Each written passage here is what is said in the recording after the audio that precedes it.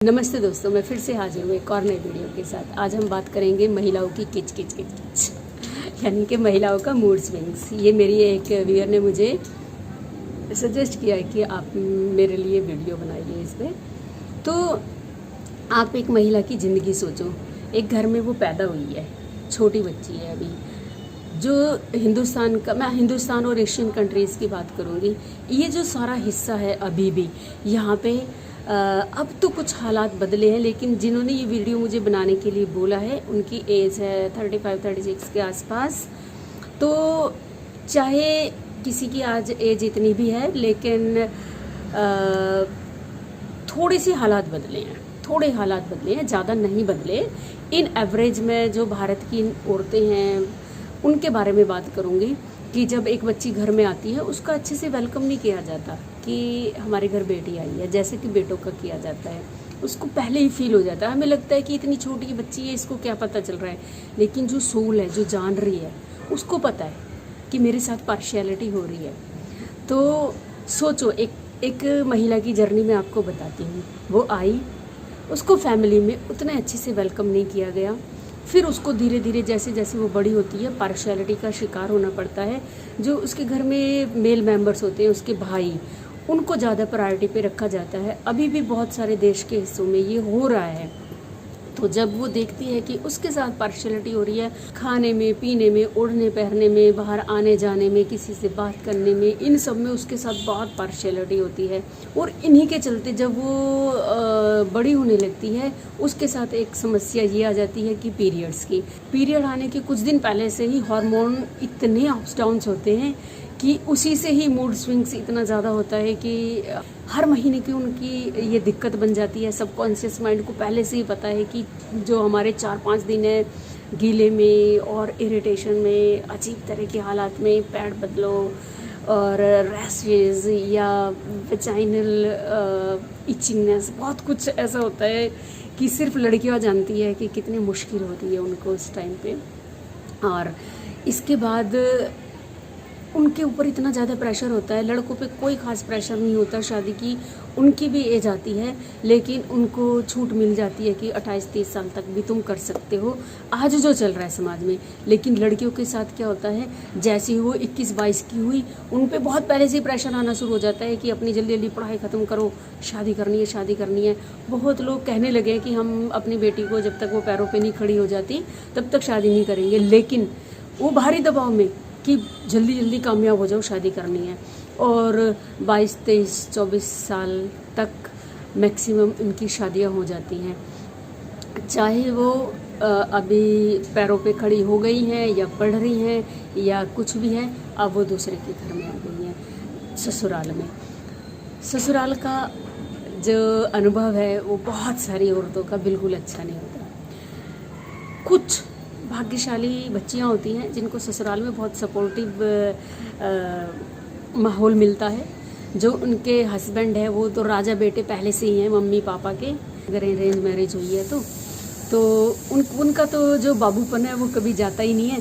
जो सारी की सारी एक्स्ट्रा जिम्मेवारियाँ होती हैं वो सारी बहू पे आ जाती है। अब ये बहू बन के आई है तो अगर ये वर्किंग है तो बाहर भी संभालेगी, घर भी संभालेगी।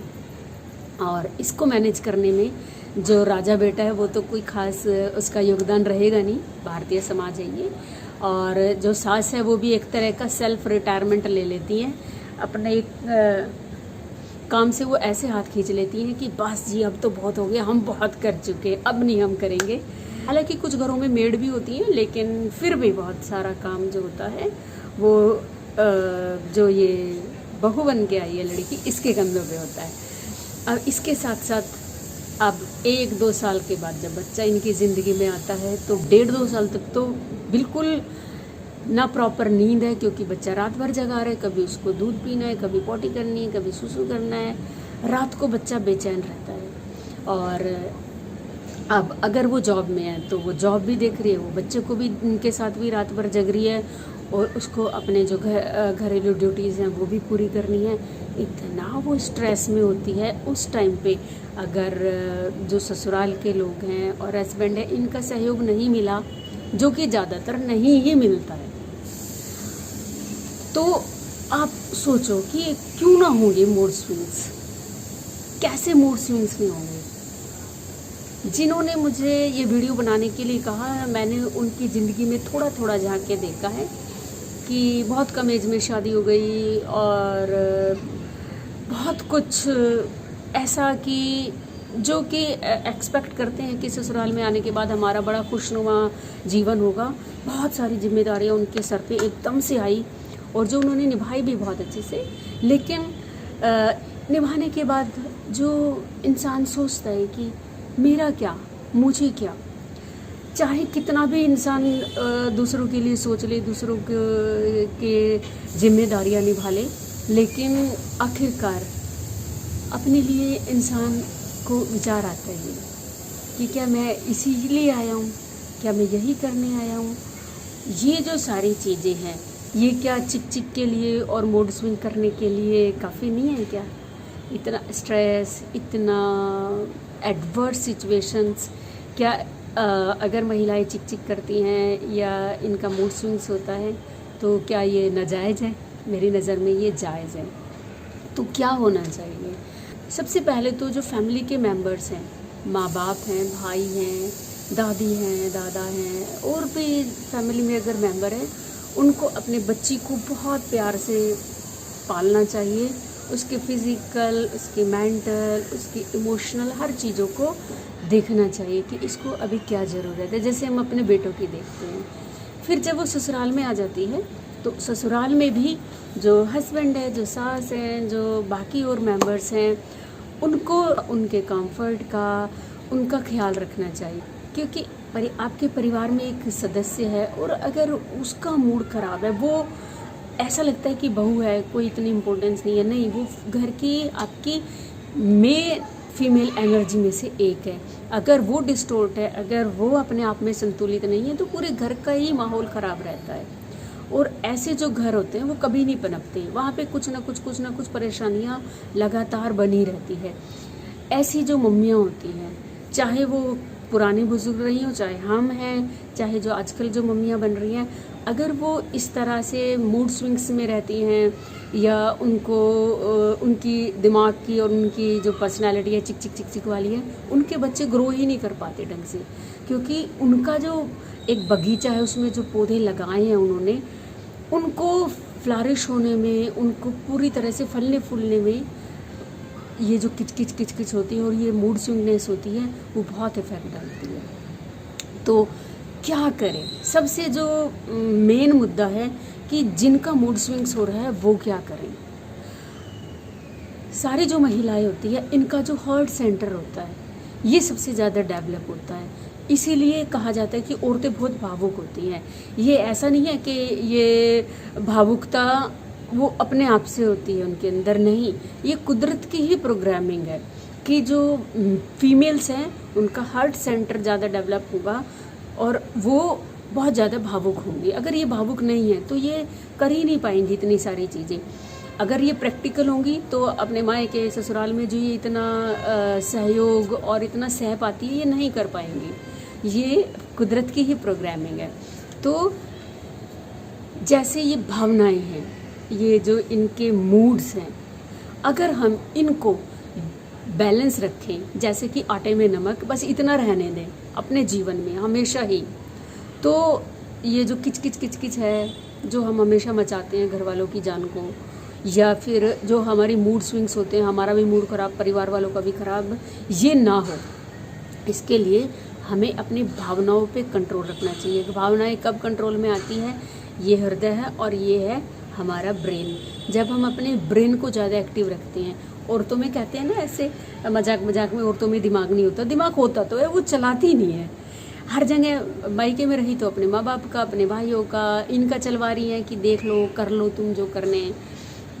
ससुराल में आई तो इनके लिए डिसीज़न भी कोई और ले रहा है, खुद डिसीज़न नहीं ले पाती हैं।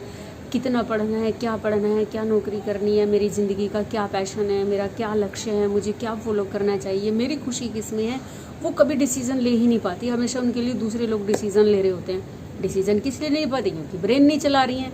ऐसा नहीं है कि होता नहीं है, ब्रेन है, लेकिन वो नहीं चला रही हैं। अब आपके आपको क्या करना है, अपने ब्रेन को एक्टिव करना है। ब्रेन किससे एक्टिव होता है? जब हम ब्रेन की एक्टिविटीज़ करते हैं। उसके लिए सबसे बड़ी चीज़ होती है बुक रीडिंग।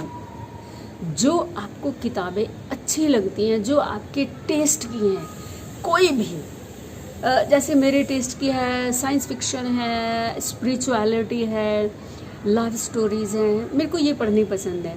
आज की डेट में तो बस मेरे लिए स्पिरिचुअलिटी ज़्यादा रह गई है। पहले मैं जब छोटी हुआ करती थी तो ये सारे टॉपिक्स मैं पढ़ती थी। तो आपको जो टॉपिक आपको पसंद है, ज़रूरी नहीं है कि आप भारी भरकम मोटी मोटी सब्जेक्ट्स की धार्मिक किताबें, आध्यात्मिक किताबें पढ़े जा रहे हैं, आपको इंटरेस्ट नहीं आ रहा। आपको जिस बुक में इंटरेस्ट हो आपको वो पढ़नी है। तो चाहे वो लव स्टोरीज़ हैं, चाहे वो किसी भी, कोई भी नॉवेल है, कुछ भी जिसमें आपका इंटरेस्ट हो, जिससे कि आपका जो ब्रेन है वो एक्टिवनेस में आए। जब आप पढ़ेंगे तो आपकी जो आपका ब्रेन एक्टिव होगा उस समय। धीरे धीरे धीरे आप इन चीज़ों की आदत डालें। सबसे बड़ा है पढ़ना और दूसरा है मेडिटेशन। अगर आप मेडिटेशन कर पाए, बहुत लोगों को पता ही नहीं कि मेडिटेशन करना कैसे है। तो मैं अपनी कई वीडियोस में बता चुकी हूँ, फिर भी मैं आपको बता दूँ, मेडिटेशन के बहुत सारे आप ट्राई कर सकते हैं। आंख बंद करके बैठे हैं। शुरुआत में आपको पेट तक गहरी सांस लेनी है, मुंह से छोड़नी है। ऐसे जब आप 5-7 बार करेंगे आपकी बॉडी रिलैक्स हो जाएगी। इसके बाद आप या तो कोई मंत्र जाप कर सकते हैं, और जब आप मंत्र जाप करें पूरा फोकस अपने हेड पे, या जो आपकी ये थर्ड आई होती है इस एरिया पे रखें। ओम का जाप कर सकते हैं आप, गायत्री का जाप कर सकते हैं, आप जिस रिलीजन से हैं उसका कोई मंत्र कर सकते हैं। या ये नहीं भी करना है तो जस्ट आप आने और जाने वाली सांस को ऑब्जर्व कर सकते हैं।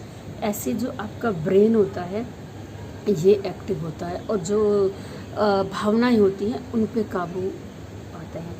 इसका सबसे बड़ा फ़ायदा होता है हमें डिसीज़न लेने की हमारे अंदर पावर आती है। जो औरत अपने घर के अंदर खुद डिसीज़न लेती है, उनको एम्प्लॉय करती है, वो ज़्यादा सुखी और संतुष्ट होती है, और उनकी किचकिच भी नहीं होती।